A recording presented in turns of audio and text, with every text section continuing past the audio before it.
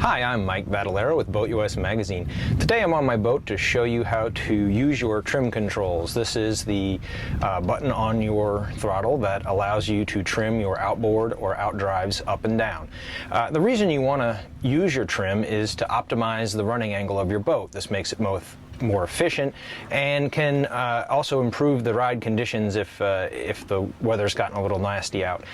So we're going to show you the basics today, what it means to trim the boat up, what it means to trim the boat down, how it affects the ride of the boat, and then we'll talk a little bit about some advanced techniques for optimizing your efficiency.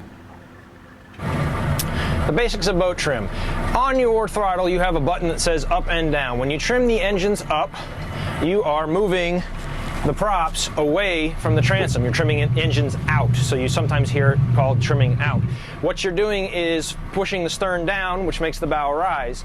You want to be able to lift the bow a little bit because most boats run most optimally at a slightly up bow angle. What you've done is you've taken some of the surface area of the hull and it's no longer in contact with the water, so you've reduced the drag, you've improved your efficiency. When you trim the boat engines in, you're going to be holding that bow down. Now you might want to do that on a day when the winds come up, there's some waves, some chop. That brings more of the boat into contact with the water, helps your bow part those waves more easily. It will slow you down, but that generally improves your ride in choppy conditions.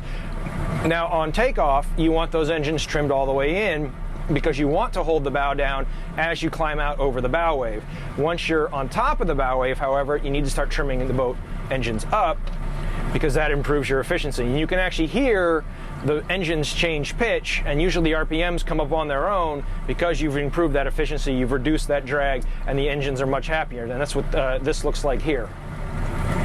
Here we go. All right, now I'm going to start trimming up. The boat's going to climb over that hump and start to accelerate.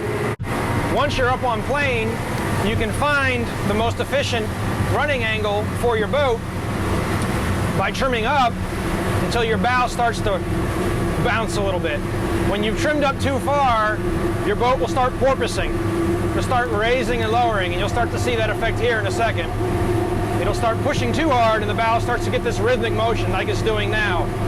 So trim down until that motion stops, and I'm using little half-second bursts of trim.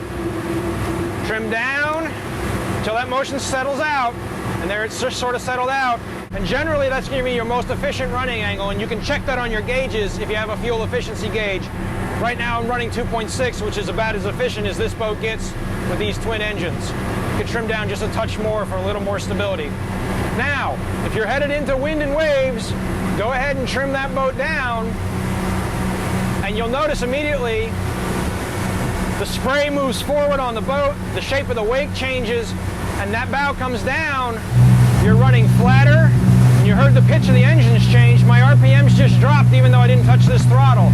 I've got this boat running as flat as it can right now. It's doing it, but it's not happy about it. As I trim up, you'll hear there goes the spray further back, the shape of the wake changes, and the RPMs come up on their own. Never touch the throttle, just the trim button. So there you have it, the basics of boat trim. Hope you learned something today. For more videos, go to BoatUS.com/magazine.